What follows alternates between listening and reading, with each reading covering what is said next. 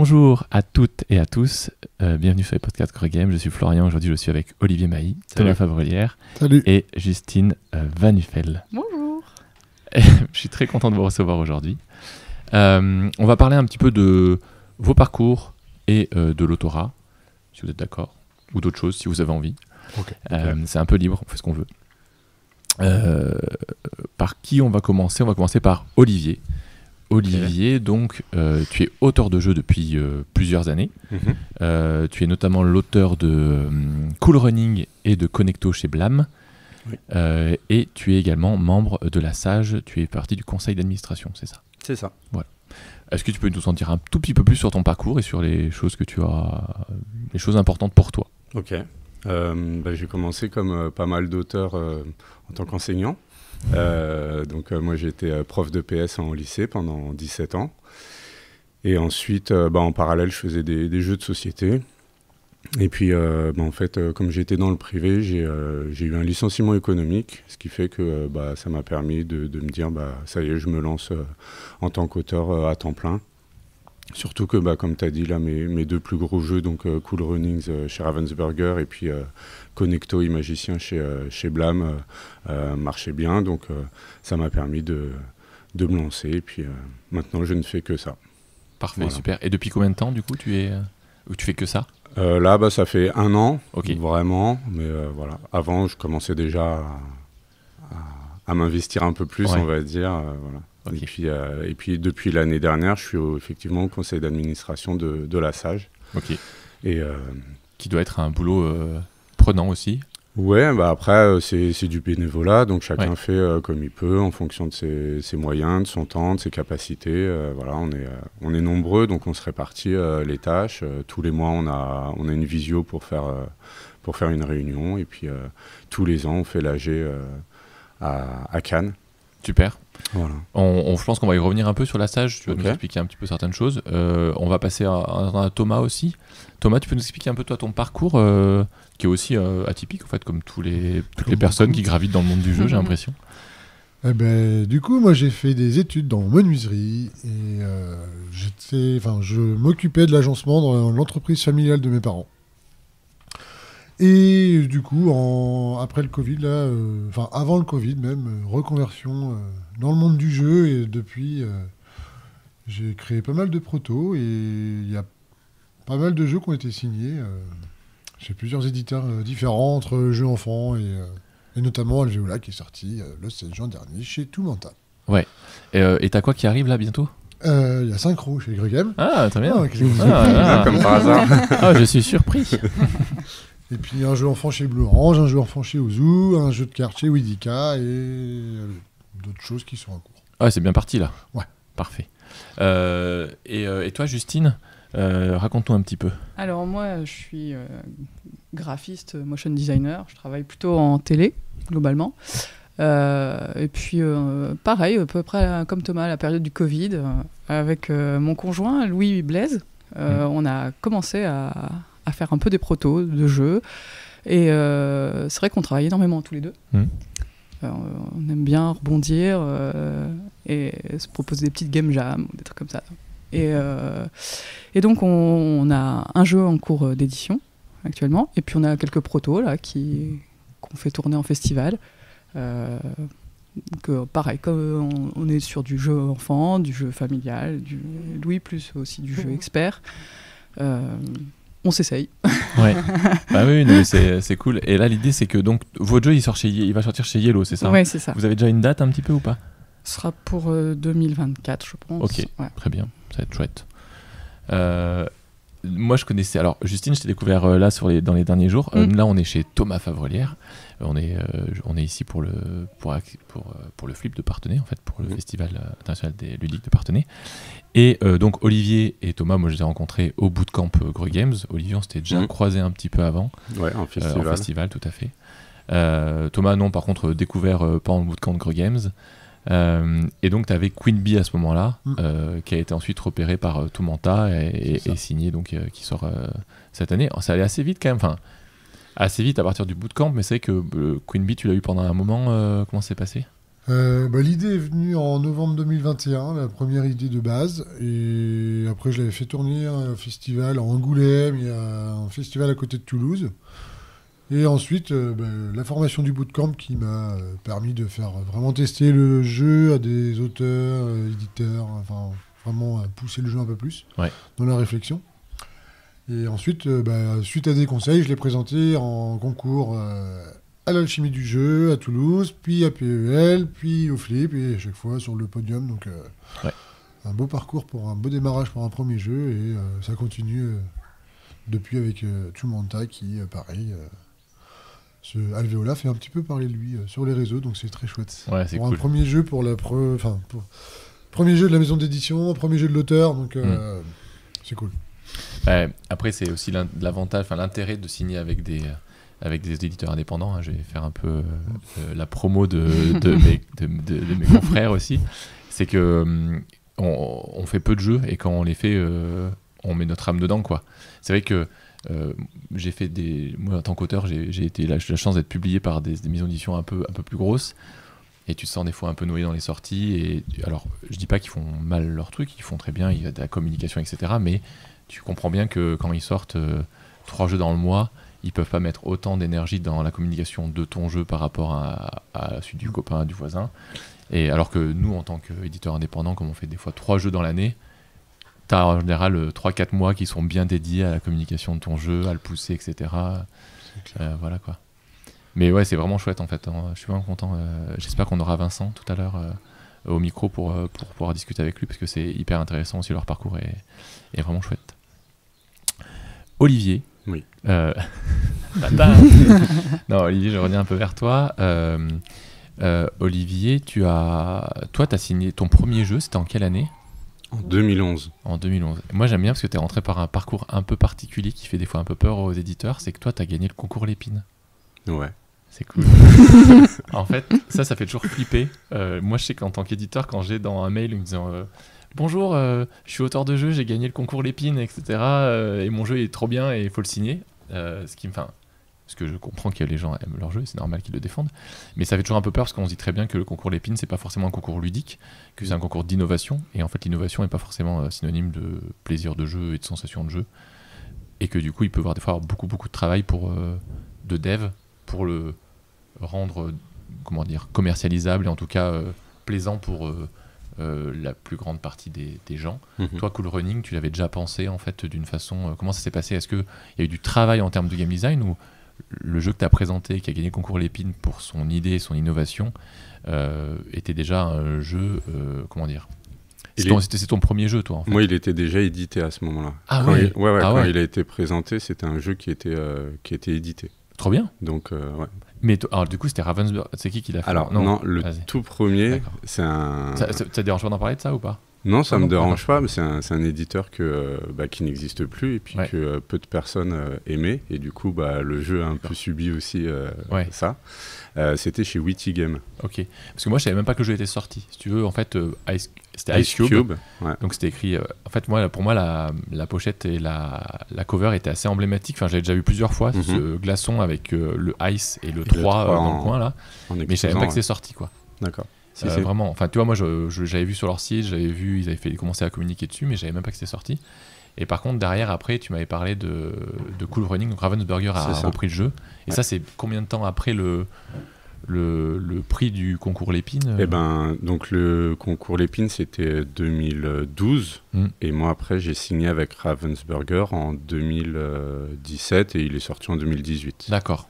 Ah, il y a eu quand même un temps, et donc parce qu'en fait, Ice ouais, Cube, parce que moi le jeu, en fait, je cherchais un nouvel éditeur pour lui donner un second souffle, parce qu'en fait, comme Witty Game, ils avaient été un peu cramés, quoi, dans le milieu ludique, et puis ils avaient fermé. Moi, j'ai récupéré mes droits d'auteur, et même si beaucoup appréciaient le jeu, en fait, j'ai eu du mal à le replacer derrière. Je voulais vraiment lui donner une seconde chance, et j'ai eu la chance d'avoir Ravensburger qui a cru au jeu, et puis voilà.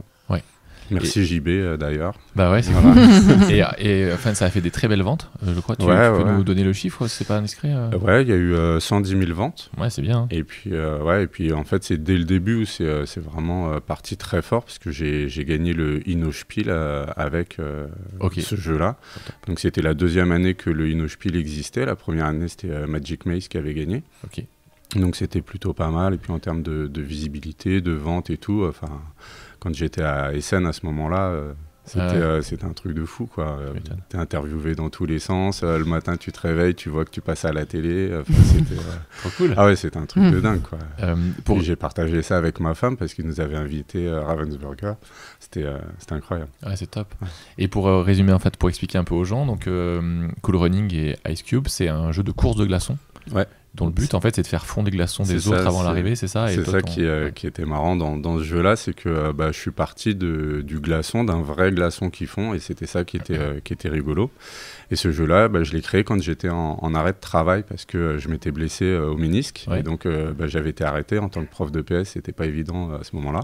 Ah bon? Et voilà. Et donc c'est à ce moment-là que j'ai eu l'idée du jeu, et puis que j'ai pu travailler dessus, utiliser mes chronomètres pour voir la fonte des glaçons selon les différentes attaques, parce que justement on allait faire fondre le glaçon des adversaires en l'attaquant, en le frottant, soufflant dessus, en mettant du sel, en le mettant dans l'eau. Donc j'ai fait mes petites expériences chez moi, c'était un moment marrant, quoi. Ouais, c'était rigolo. Ça va être humide. Et toi je sais que c'est important aussi, je trouve, que tu as une façon de créer qui est différente de beaucoup d'auteurs du milieu, qui se rapproche un peu de, tu vas me dire si je me trompe pas, mais de Fred Henry, qui explique que lui il joue pas ou quasi pas, de peur aussi d'être influencé donc tu joues quand même. Je joue quand même. Mais t'as pas cette appétence de vouloir jouer et découvrir plein de jeux, d'aller voir la nouvelle mécanique qui est sortie pour voir ce que c'est. T'essayes de rester dans ta petite bulle créatrice, c'est ça? Ouais, après c'est même pas forcément volontaire, c'est que là où tu vois, là au Flip, c'est là où je joue le plus. J'ai jamais fait autant de jeux depuis le début de l'année, quoi. Donc là j'ai dû jouer à 10 jeux, c'est incroyable, quoi.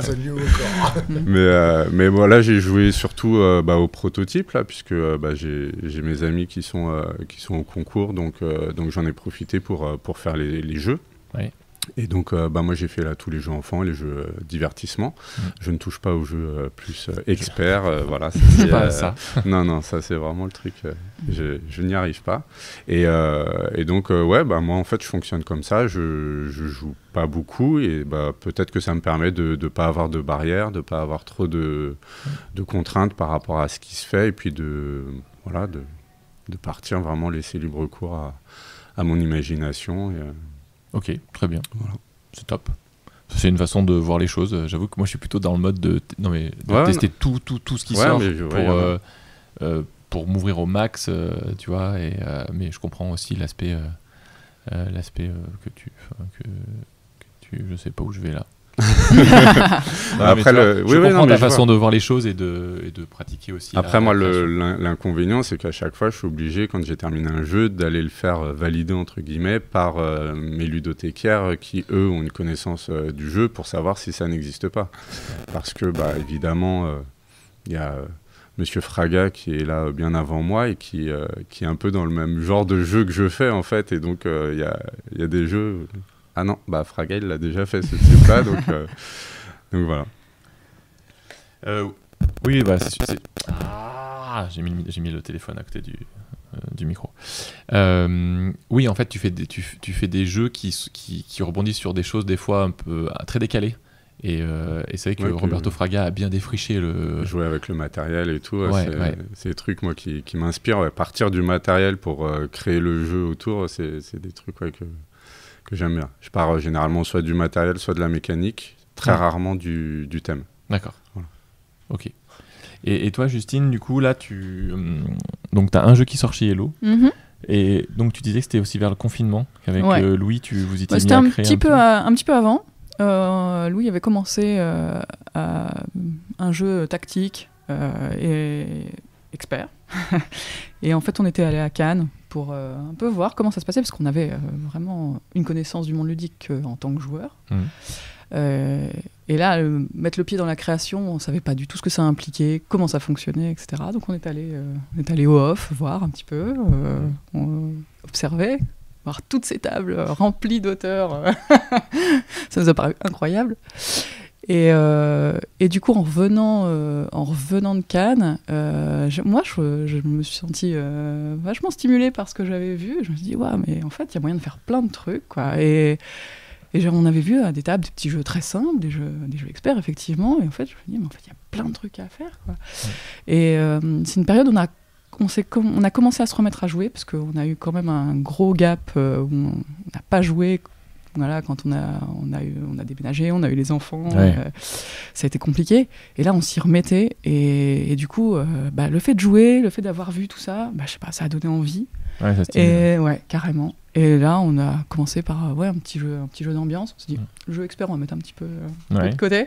Ça, je comprends. Un petit jeu d'ambiance. Et puis après, en fait, une idée en appelant une autre, tu commences à faire d'autres protos.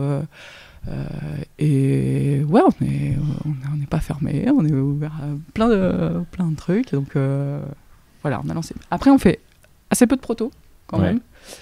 On n'est pas des rapides. Hein. On les pousse vachement, on les retravaille beaucoup. Je sais pas si le fait d'être deux, c'est un gain de temps vraiment, parce que du coup, il y a peut-être quand tu fais un truc tout seul, peut-être tu vas plus au fond d'un truc. Là, à deux, tu mets peut-être plus le holà plus vite, tester d'autres possibilités. Je sais pas. Bon, enfin, en tout cas. Non, mais c'est intéressant là, de ce que tu dis, tu soulèves, parce qu'en fait, déjà, c'est de la création de couple. Il n'y en a pas énormément dans le milieu qui font de la création de couple. Je sais que moi, ça rebondit un peu, parce qu'avec Céline, avant de créer Greux Games, on avait commencé à faire pas mal de protos ensemble à deux. Voilà, maintenant, elle a plus le temps, mais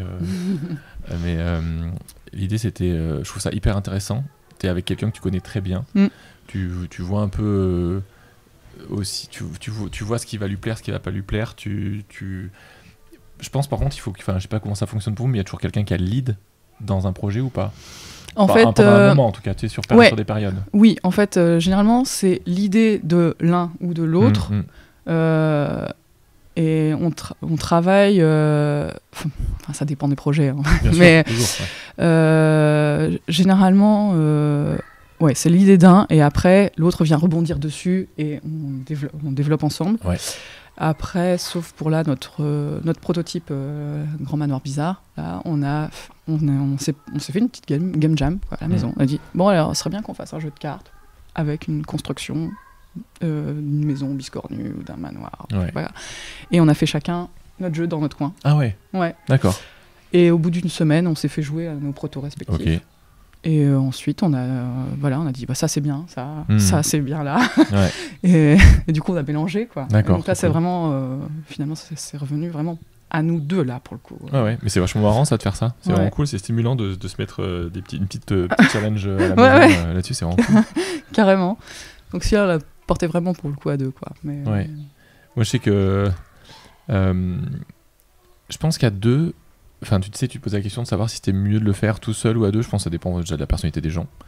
En général, j'aime bien bosser en co-autorat si avec l'auteur t'es vraiment en symbiose. Enfin, tu vois que ça se passe bien, que tout est facile et se met en place. Moi, je sais qu'il y a des projets qui ont été avortés avec des gens que j'adore, mais en fait, tu commences à faire ton débrief. Il y a une mouche qui me tourne autour, c'est horrible.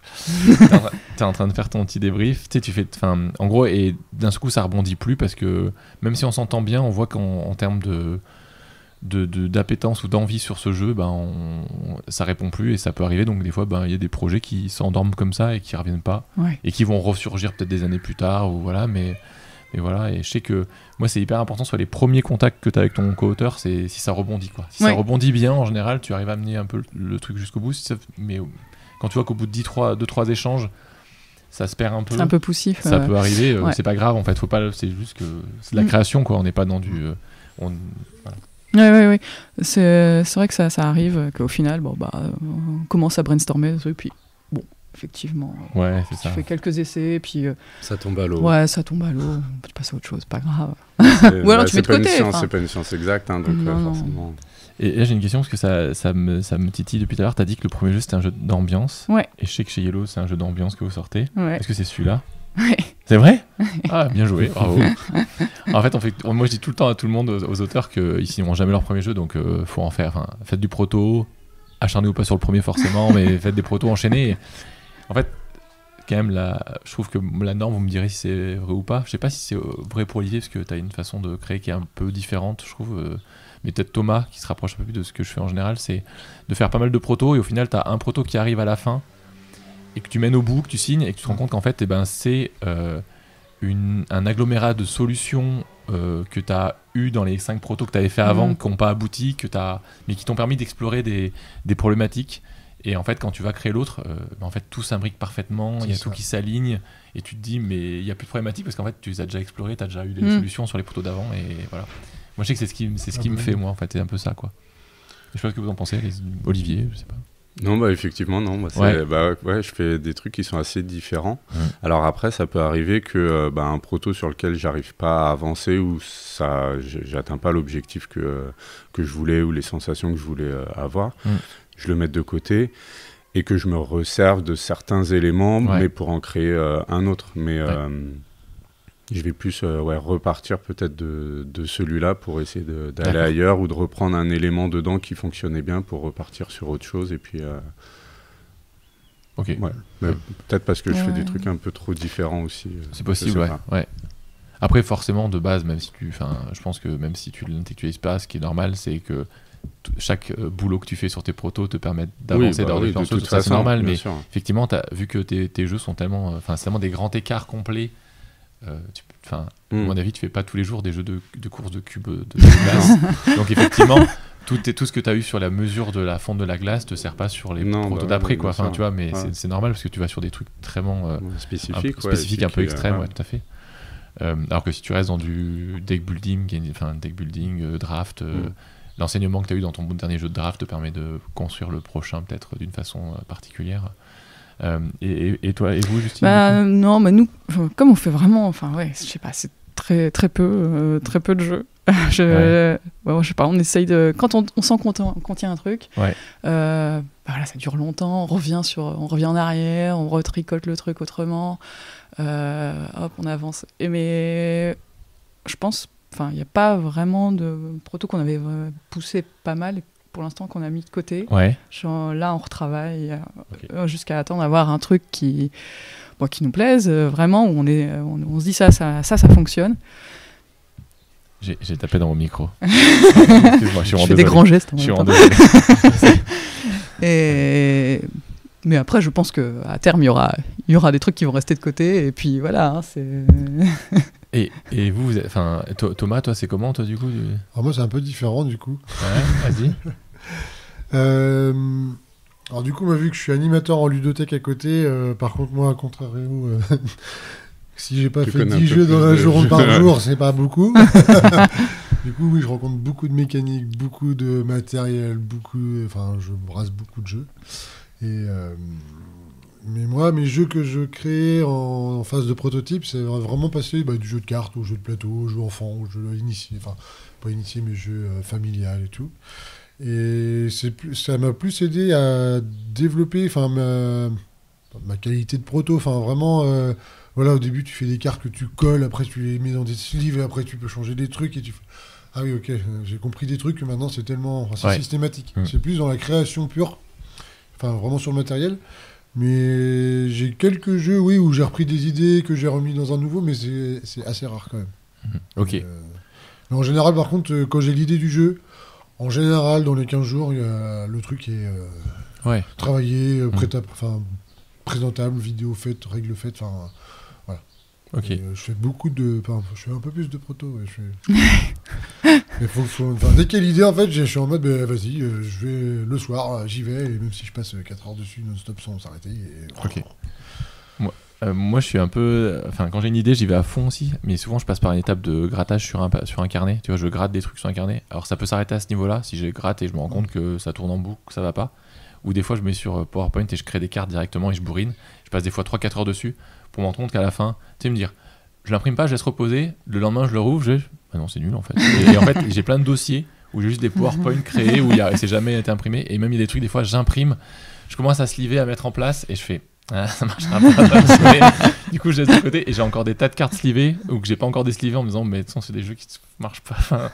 Mais par contre, ça m'a permis des fois d'aller d'une idée à une autre et d'arriver. Mais peut-être que tu vois, je me lance trop sur la première idée qui me plaît bien alors que je devrais peut-être laisser un peu macérer, un peu attendre. Et tout. J'ai pas mal de croquis aussi sur un petit carnet où tu notes tes idées, où tu travailles le matin, tu fais attends, ça c'était cool ça.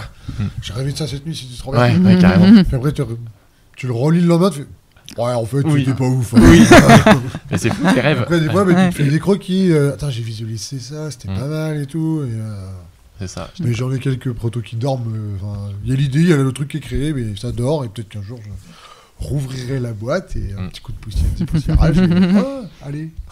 Mais par contre, il y a un truc où tu as dit qui était vraiment intéressant aussi, c'est le fait de protocoliser sa création de prototypes. Et moi, j'avais énormément de mal. J'ai perdu des années à pas avoir le matériel adéquat et du coup à se faire des protos un peu nuls parce que j'avais pas une connerie, mais j'avais pas les bons cutters, j'avais pas la bonne planche à découper, j'avais pas, c'était de la merde en fait, j'avais pas la bonne imprimante, du coup et j'avais pas comment faire, et du coup je mettais beaucoup de temps à créer. Donc même si j'avais une idée qui pouvait paraître intéressante, tant qu'elle arrive, qu'elle se formule et qu'elle se crée, c'était horrible et je perdais beaucoup de temps et d'énergie sur faut que j'aille chercher du papier, en plus, moi, j'étais pas forcément chez moi, j'étais en internat, j'étais à droite, à gauche, j'étais relou, quoi.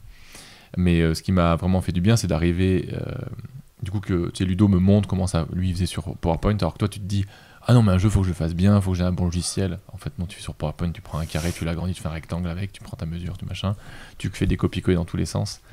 Et derrière, j'avoue que d'avoir vu ça, ça m'a permis d'être beaucoup plus créatif aussi. Enfin, de savoir que j'avais l'étape de création du proto en concret, c'était plus un frein, il n'y avait plus aucune question sur comment je pouvais faire ça et ça, et du coup je passais très vite de l'idée sur mon PowerPoint et puis je l'imprimais et j'avais pas ce gap de questionnement sur mais comment je vais imprimer mes cartes, mais comment je vais les découper, mais dans quoi je vais les mettre, tu vois.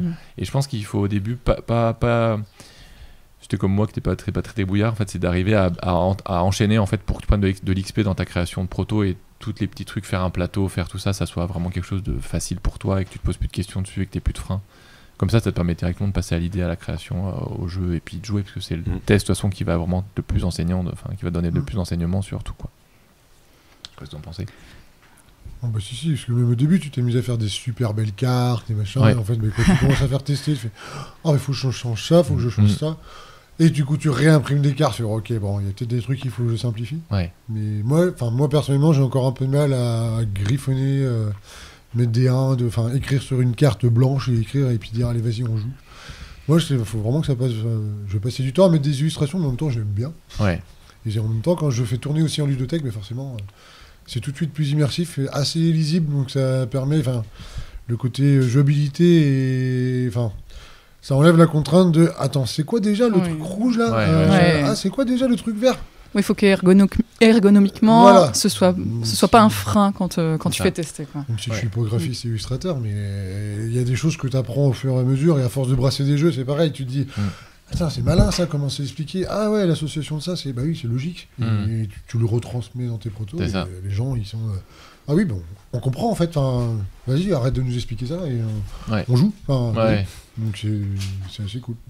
Mais c'est important que tu sais, moi je dis aux gens, effectivement, faut pas avoir un trop beau prototype, faut pas avoir un truc avec des carreaux de céramique, un plateau en ciment, un truc en bois et tout. Je me dis, toi tu l'avais fait en bois ton Queen Bee, mais c'est parce que tu avais les compétences et t'as les compétences, c'était facile, t'avais tout, mais je dis aux gens de pas aller. Mais par contre, il faut quand même que ce soit un minimum joli, c'est-à-dire que tu peux avoir des cartes toutes blanches, mais aller chercher une belle illustration sur Pinterest que très facilement tu découpes le contour, tu le poses dessus, tu vois que c'est un. Je sais pas, t'as besoin d'un guerrier, t'as un guerrier au moins sur la carte et tu dis pas la carte blanche avec le picto triangle c'est un guerrier. Non les gars, faut pas faire ça. Tu vas freiner tout le monde dans l'entrée du jeu, je trouve. Il faut.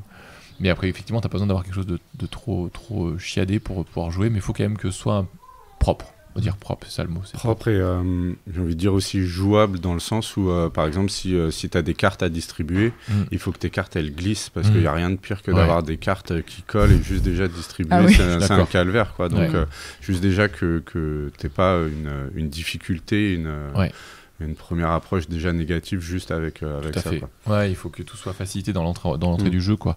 Nous, c'est en tant qu'éditeur, c'est ce qu'on essaie de faire avec les auteurs pour que les gens, quand ils découvrent le jeu, ils rentrent le plus facilement dedans possible. Alors après, forcément, c'est plus facile de dire ça pour, je sais pas, un jeu familial que pour un hardcore, un jeu expert où là, de toute façon, il y a forcément une marche, mais les gens qui vont acheter le jeu, ils savent la prendre cette marche. Mais bon, l'idée c'est de faire ça, et pour les protos, il faut quand même y penser aussi, quoi, parce que sur les protos, vous allez avoir du tout venant, et des gens qui n'ont pas forcément, là, surtout sur le flip, je pense que vous avez des gens qui n'ont pas forcément l'habitude de jouer, quand ils arrivent, si tu leur complexifies la tâche avec ce genre de problème d'ergo, c'est fini, quoi. Enfin, tu les perds direct. Ils quoi. vont buter sur ce problème d'ergo, et Ouais.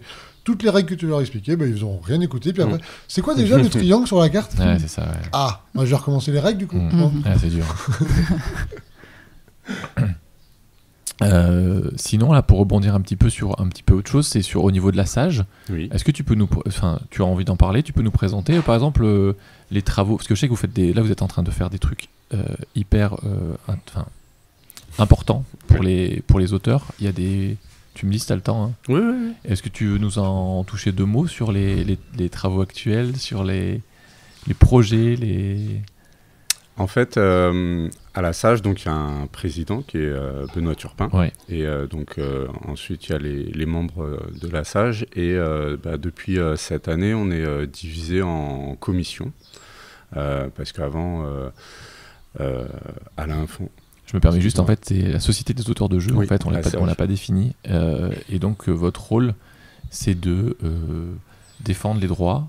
Les droits et les intérêts des auteurs, des autrices, d'essayer d'avoir une reconnaissance du jeu de société comme œuvre de l'esprit, et de faire en sorte que, au niveau administratif et fiscal, ce statut soit reconnu. Et puis, voilà. Très bien. Et donc, excuse-moi, je t'ai coupé, donc tu disais que... en fait, l'année dernière, par exemple, il y avait Alain Fondry, qui est aussi OCA. D'accord. Et Benoît faisait énormément de choses, voilà, et il a fallu un petit peu répartir un peu mieux les choses, d'où l'idée des commissions, où dans chaque commission il y a un référent qui est en charge du coup du projet, de faire avancer les choses, et nous on fonctionne sur Discord, et donc sur Discord il y a plein de sujets différents, et puis dedans, du coup, on met les avancées, comme ça, chacun peut se tenir un petit peu informé de ce qui se passe à l'intérieur, et puis tous les mois, on a un conseil, une réunion dans laquelle on parle un petit peu des avancées, de ce qui se passe. Oui. Voilà. Et là, vous avez été reçu récemment par le ministère, je crois. Ouais, c'est moi en plus qui suis allé, Allez. parce que j'étais sur Paris, pas du tout parce que je m'occupe de la commission politique, parce que justement c'est vraiment pas la commission qui me fait rêver. Donc ouais, effectivement, je suis allé donc au ministère de la Culture, et c'était une réunion vraiment autour de l'avancée artiste-auteur, mais vraiment au sens large, c'est-à-dire qu'il y avait beaucoup de gens qui étaient des représentants, des illustrateurs de jeunesse, par exemple. Ça allait aussi des gens qui étaient au niveau de la musique. Enfin voilà, Okay.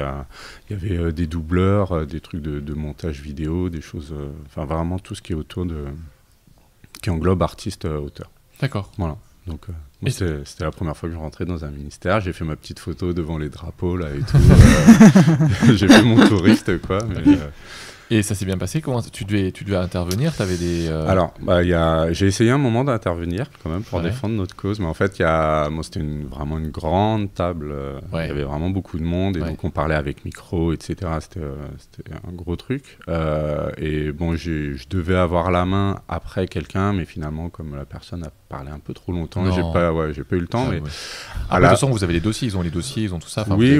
Et puis moi, à la fin, j'ai pu aller voir la personne qui présidait la réunion pour lui toucher un petit peu 2 mots, et puis voilà. Bon. C'est même des fois plus efficace comme ça que devant tout le monde. Oui, des fois aussi.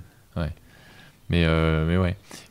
Et ça, parce que j'ai l'impression, vous avez eu des belles avancées sur la reconnaissance du jeu comme. Déjà, depuis cette année, la case auteur ou autrice jeux de société existe. Parce qu'avant, notre métier n'existait même pas, en fait.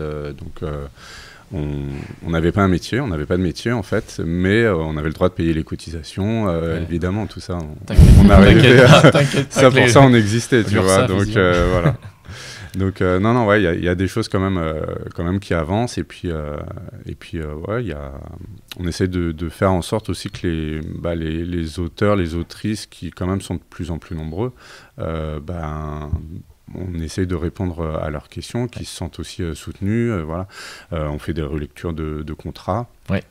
On a mis aussi en place avec un avocat un contrat type. Voilà, on a un guide de choses à vérifier pour les négociations. Il y a des choses qu'on a distribuées comme ça dans les festivals, que ce soit à Cannes, PEL.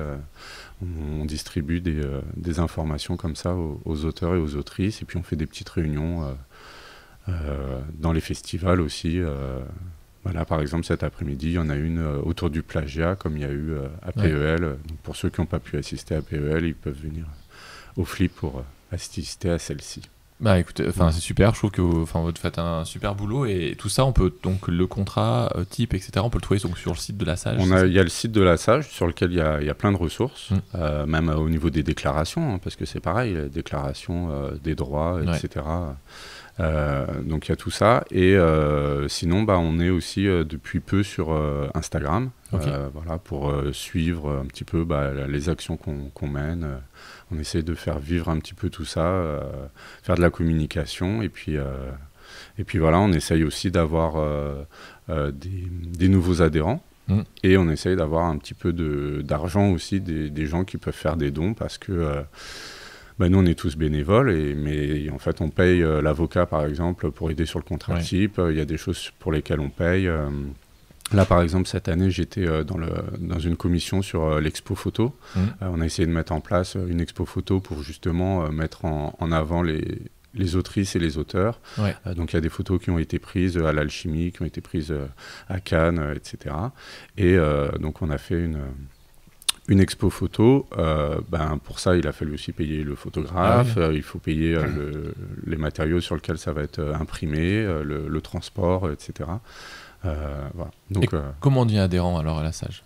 Il faut faire quoi pour être adhérent ? Il faut être auteur, autrice, édité forcément ou pas ? Je vais poser des questions un peu. Non, en fait, à partir du moment où tu as fait ton prototype et que tu es dans la création d'un jeu de société, tu es considéré comme auteur, comme autrice.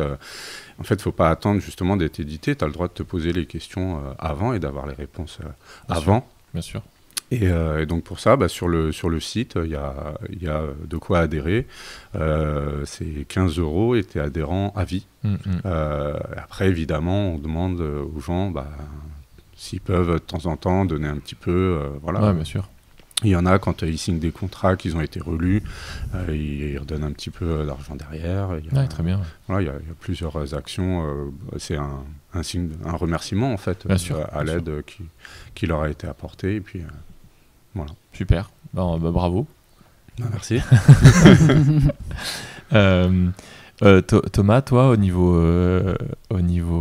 actualité, donc là, tu as Alvéola qui est sorti en avril-mai, c'est ça ? En juin, le 16 juin. Ah, juin, pardon. Il était en avant-première à l'Alchimie du jeu, mais sinon, il est sorti officiellement en boutique le 16 juin. Parfait, et donc il est trouvable dans toutes vos boutiques préférées. C'est ça. Là, donc en fin d'année, tu as un autre jeu qui sort chez nous, chez Games. Synchro. Est-ce que tu veux nous en novembre ? C'est en novembre, ouais. Voilà. Bon, on ne sait pas encore exactement quand en novembre, mais c'est en novembre. Fin d'année. C'est ça. Et tu peux nous en parler un peu plus, toi, de l'histoire derrière ce jeu, de tout ça, ou pas ? Ouais, c'était ouf. C'était ouf. Forcément. Non, mais oui. Non, c'était vraiment impressionnant, car, enfin, en vrai, et sans mentir, ce jeu-là, je l'ai inventé en moins d'une semaine. Et je l'ai fait tester, il y avait Vichy, on s'est vu à Vichy l'année dernière. Je l'ai fait tester pour la première fois des copains le lundi soir. Ils m'ont dit « Ah non, c'est un jeu de cartes où on va poser des cartes face cachée, voilà. » Mais avant, c'était face d'usine, ils m'ont dit « Ouais, c'est pas ouf. » Alors vas-y, on essaye face cachée. Ok, c'est trop bien. Bon. Je fais le tester le mardi soir chez d'autres potes. Ils m'ont dit « Ah, ça fait beaucoup de règles, ce serait cool, le petit côté évolutif, machin. » Ah ben, je prends en note. Je refais 2-3 modifs. Le jeudi, je vais chez des potes qui sont très très joueurs. Et du coup, là, il me dit, ah, mais c'est trop bien et tout, faut vraiment que tu le présentes en festival et tout. Je fais, ouais, mais j'ai déjà quelques rendez-vous, on verra.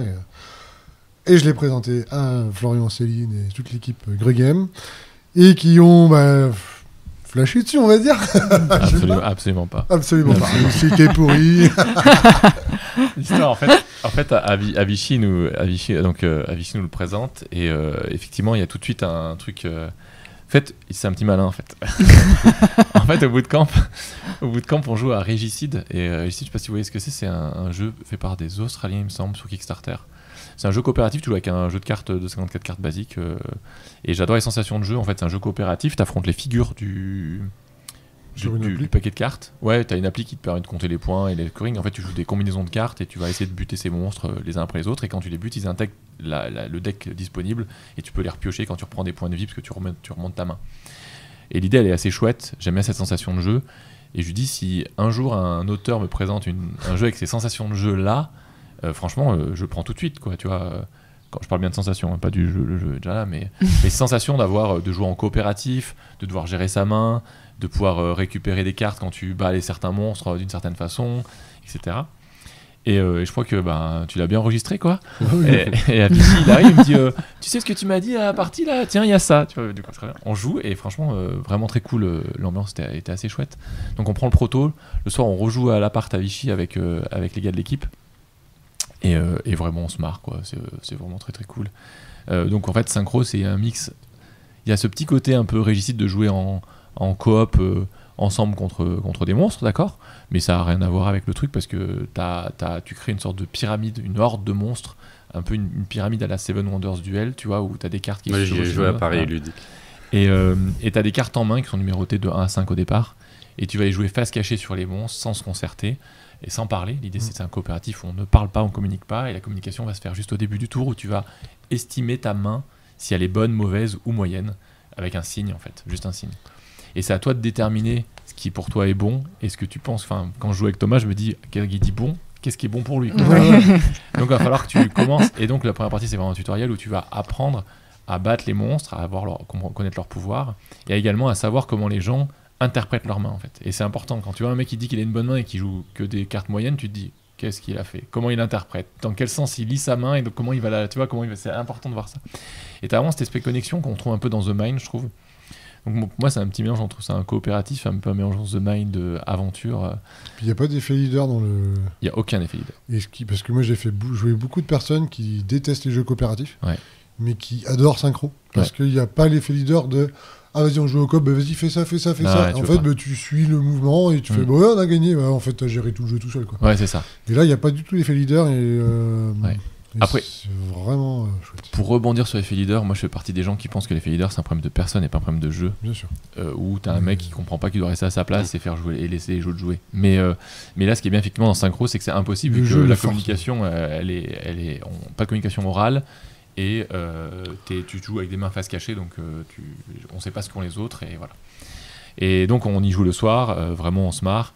Et le lendemain en fait, Adrien, je dis à Thomas, on y joue ce soir, c'est sûr qu'on y joue le soir, donc le lendemain à 10h30 on se donne rendez-vous à Vichy pour en discuter. Et en fait, je suis un peu à la bourre parce que j'ai un autre rendez-vous, je suis en train d'expliquer les autres jeux aux boutiques, et Adrien il va au rendez-vous voir Thomas, et en fait Thomas il dit alors, et Adrien il sort. Bon non mais Florian il pense que le jeu est bon, tu le signeras facilement chez un autre éditeur. Est-ce que tu as d'autres rendez-vous? Tu penses te présenter à qui?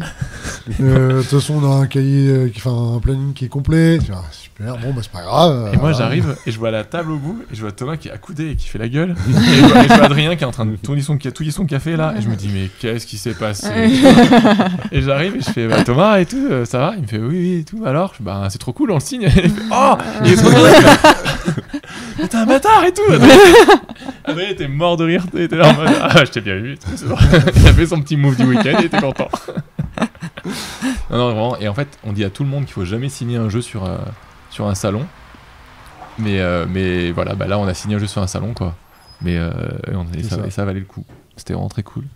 Et et ce qui est rigolo c'est qu'en fait on l'a signé à Vichy l'année dernière, on a bossé à fond dessus pendant 1 an et en fait il sort officiellement en novembre, mais il sera présenté en précommande pour les boutiques à Vichy, justement. Donc une belle histoire, très chouette. et vraiment un jeu coup de cœur. Moi, j'aimerais bien qu'on revienne avec Justine sur le chemin qui a conduit à l'édition de votre premier jeu. Ouais. Est-ce que tu peux nous en dire plus? Ouais. Bah, en fait, on a pris l'habitude de commencer à jouer un petit peu. Et on était pas mal chez mes parents à cette époque-là, les week-ends, etc. Et qui se sont mis à jouer. Bon, ils n'ont jamais joué, ils ont commencé à jouer, c'est cool. Donc, principalement du jeu d'ambiance. Des petits jeux d'une vingtaine de minutes, etc. Et en fait, en jouant, petit à petit, je dis ce serait cool, j'aimerais bien faire un truc autour du dessin. Bon, moi, je suis très attirée par tous les arts graphiques, etc. Hein, donc, bon. Et je suis partie un soir sur une idée en disant ça serait bien de faire un petit jeu, un genre de jeu de rébus. Et donc, du coup, on dessinerait des parties de mots qu'on assemblerait.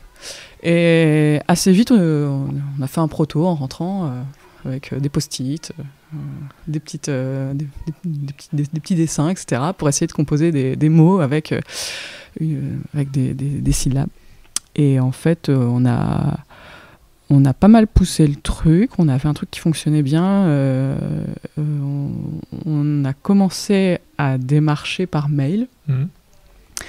Et en fait, on s'est heurté au dessin dans les jeux, qui est apparemment un vrai problème. Donc, un vrai problème, c'est que c'est un frein pour beaucoup d'éditeurs de se dire que les jeux de dessin, c'est compliqué à vendre qui ont du mal à toucher leur public en tout cas. Bon, forcément, tu as des grosses... des exceptions. Des exceptions énormes comme le Pictionary, etc. Mais je pense que du coup, ça a tellement été... Quand tu arrives dans un domaine qui est balisé par un jeu, mais vraiment balisé de façon très importante, c'est compliqué d'arriver à se détacher derrière et je pense d'arriver à... J'ai fait Connecto, les magiciens. Et du coup du coup, tu dessines, mais différemment, en fait. Ouais, mais t'as bien décalé le concept, en fait. Ah ouais, mais c'est ça. Ça reste un jeu, entre guillemets, de dessin, mais c'est pas toi, du coup, qui est... Tu traces des traits entre des symboles. Voilà, t'as pas besoin d'avoir une expérience dans le dessin ou quoi, si tu suis des choses et tu te fais deviner à toi-même au lieu de faire deviner aux autres. En fait, c'était ça qui était décalé et ce qui a permis de faire la différence, je pense, dans des jeux. Voilà, parce qu'en fait, effectivement, je pense que tu as très bien décalé le concept qui fait que c'est un jeu unique et que c'est même un jeu très original et que jamais tu le relis avec les jeux qui font le mot m'échappe.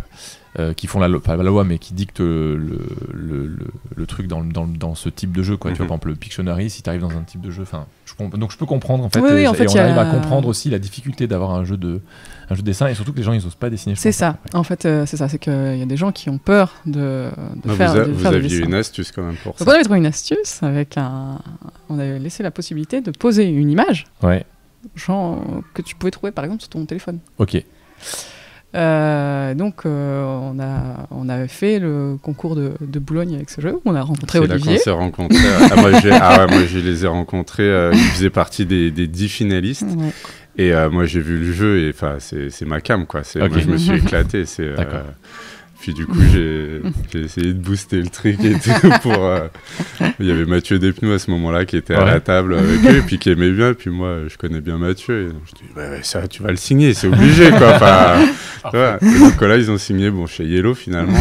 Moi je suis trop content parce que... Mais on a apporté une modification majeure au jeu où on a remplacé le dessin par des mots. D'accord. Qui fonctionne finalement parce qu'en fait il y avait une histoire de décalage un petit peu tu peux pas forcément dessiner exactement les syllabes, donc des fois tu es obligé de trouver un petit peu des astuces pour que ça matche un petit peu, et donc on est plutôt parti sur ça, et à partir du moment où on a enlevé le frein du dessin, en fait ça a été beaucoup plus facile derrière. Et ce frein du dessin, il a été enlevé comment ? C'est-à-dire avant la signature avec Yellow ou en discutant avec Yellow sur le dev ? Non, ça a été enlevé avant. Mais après en Boulogne. Sortant de Boulogne. Ah, en sortant de Boulogne. Dans le RER. D'accord. Okay. En discutant ensemble ou comment ça s'est passé ? Non, c'était avec Louis et moi. On s'est dit, peut-être on va pas y arriver, en fait. On va pas y arriver. Mais vous venez de gagner Boulogne quand même. On n'a pas gagné. On était finaliste. Pardon. Ouais. Il y avait que 4 primés, il y avait 10 finalistes. Et en fait, on s'est dit, on va pas y arriver. peut-être ça vaudrait le coup d'essayer une version sans dessin. On a enlevé le dessin, on a testé. Ça a marché. Et donc là, on est reparti sur un peu de zéro, quoi. On est reparti sur du playtest. Et on a vu que ça fonctionnait bien en ludothèque, etc.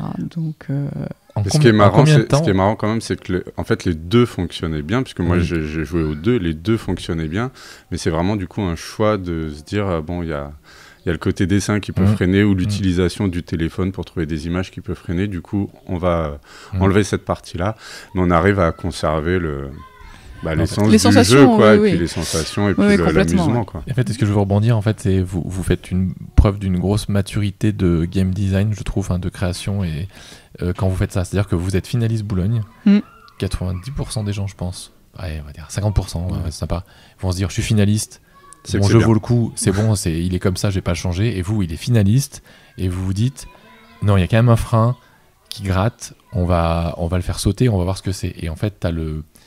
Moi, ce qui est compliqué dans le game design, c'est les certitudes. C'est-à-dire, il faut pas avoir de certitude. C'est-à-dire que dans un jeu, il y a un truc qui n'a pas fonctionné. C'est pas pour ça que dans le prochain jeu, la recette va pas fonctionner non plus, alors que tu vas mettre quelque chose qui, pour toi, ne fonctionnerait pas. Il faut l'essayer, quoi. Enfin, avec l'expérience, t'as de la compréhension, facilité et de l'expérience qui se crée. Enfin, tu vois, t'as vraiment mais par contre, il faut pas de certitude du genre ça marchera pas. Et moi, ce que j'aime bien dans la démarche que vous avez vue, c'est vous êtes finaliste. Et vous dites pas, non, mais si on est finaliste, il y a bien un éditeur qui va le prendre comme ça. Et vous allez au-delà, en fait. Et justement, c'est ce qui fait que vous le signez derrière, quoi. Ouais, et en plus, assez vite derrière, il y avait Cannes qui arrivait. Et en fait, on a bricolé un proto assez vite, quoi. On a testé quelques fois, mais pas énorme. Et en fait, ça s'est super bien passé. Mais on n'avait pas tellement de certitude que ça, parce qu'en fait, on venait de faire des grosses modifs. On avait fait des parties, mais pas non plus des tonnes, quoi. Ouais. Mais ça avait bien marché. Et donc Yellow, ça faisait partie des éditeurs que vous avez vus sur ce Cannes, c'est ça ? Alors on les a pas, on n'avait pas démarché, on était au off. D'accord. En fait, c'est au off qui vous ont trouvé ? Oui. C'est encore plus rare, il a bien joué. Moi, le off, je l'ai connu année 2009-2010, où quand t'arrivais déjà, ça commençait déjà, quand les anciens te racontent, c'était déjà beaucoup trop grand. Parce qu'en fait, t'avais du mal à trouver. Enfin, t'arrivais, il y avait quasi personne, mais t'avais de plus en plus de mal à trouver des places pour jouer, etc. Même pour tes protos, etc. Là, maintenant, je trouve qu'il y a tellement une offre énorme de prototypes que moi, j'y vais même pas, je suis noyé, en fait. T'étais noyé. Enfin, moi, je veux vraiment qu'on prenne des rendez-vous ou que ce soit fixé, parce que quand t'arrives... T'as des milliers de tables de partout, tu sais jamais à laquelle t'asseoir. Enfin, c'est compliqué. Donc, c'est encore plus beau d'avoir été sourcé sur le off, je trouve. Ça fait plaisir. Il n'y a pas des milliers de jeux sourcés sur le off, je pense. Je sais pas ce que t'en penses, Olivier ou Thomas. Mais... Non, c'est vrai. Après, vous aviez aussi, avec le concours, vous aviez fait des rendez-vous éditeurs via le Proto Lab, hein, c'est ça, non ? Oui, on était au Protolab, exact, grâce à Boulogne. Ouais. Et donc, on avait pu rencontrer quelques éditeurs au speed dating du Protolab. Okay. Donc, on a vu d'autres contacts aussi. Trop bien. Et donc, vous aviez eu plusieurs éditeurs intéressés par le jeu. Finalement, vous êtes parti sur Yellow, sur l'interaction, le contact avec eux. Comment ça s'est passé ça ? Il y avait le contact, et puis la vision du jeu, puis le contrat aussi. Ouais, très bien. Bah oui, bien sûr. Voilà, on a pu voir que c'était quelque chose qui nous convenait bien. Et puis on est parti. Parfait, super. Donc en gros, à partir de l'idée du jeu et sa signature, combien de temps ? 1 an. 1 an, c'est rapide. Sur un premier jeu, c'est ultra rapide. Je crois. Attends, je dis peut-être une bêtise. Attends, c'était quoi, 2020 ? Non, 2022. Non, 2 ans 2 ans. Attends, c'était 2020. Ouais, 2022. 2 ans, c'est déjà très bien. Bah, tu arrives de... vous créez... c'est votre premier prototype. Ouais. Quand vous mettez à créer... en 2 ans vous le signez, c'est très bien. Je pense que je pense que c'est une exception. C'est-à-dire qu'il y a pas beaucoup. Je pense pas qu'il y a beaucoup d'auteurs qui signent leur premier jeu comme ça. Vous avez eu la bonne idée, et puis surtout ce que vous avez fait, c'est, au-delà de la bonne idée, c'est l'intelligence de revenir sur des choses et et de vous dire je suis Finesse Boulogne et je change encore un truc Bah, qui fait que ça a passé l'étape supérieure parce que j'enlève le frein qui bloquait les derniers éditeurs. En fait, on est tellement newbie dans le truc que on peut pas vraiment avoir de certitude. On se sent pas avoir des certitudes, quoi.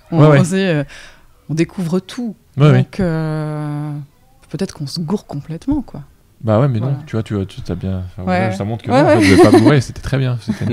Ils sont réfléchis. Enfin, vos jeux, vous posez beaucoup de questions.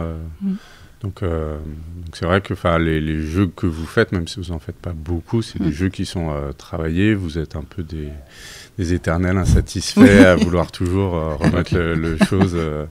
Donc voilà. Et puis c'est vrai que sur un premier jeu, et puis en plus un premier jeu, ils arrivent et présentent un seul jeu. Parce que des fois tu peux avoir ton premier jeu qui est signé, mais tu en as présenté 5-6 en même temps. Tu arrives avec plusieurs protos. Là c'est vraiment ils avaient un proto fini. Et moi je suis ultra fan du jeu, quoi. Bah, c'est gentil, franchement, j'ai vraiment envie d'y jouer là. Merci. C'est vraiment ma cam, quoi. On a fait exprès de rester très évanescent évasif, sur le concept, mais je pense qu'il faut vraiment suivre le jeu. Donc sortira chez Yellow en 2024. C'est une belle histoire. On va clôturer sur cette belle histoire. Merci à tous et toutes d'être venus au micro. Merci pour l'invitation. C'est un réel plaisir. On va voir, peut-être qu'on aura un peu le temps de rebrancher les micros dans les jours qui viennent là et de refaire un petit quelque chose. Donc j'espère qu'on pourra, ce serait cool. Okay. Merci à vous et à très vite. Merci. Salut. Salut. Salut.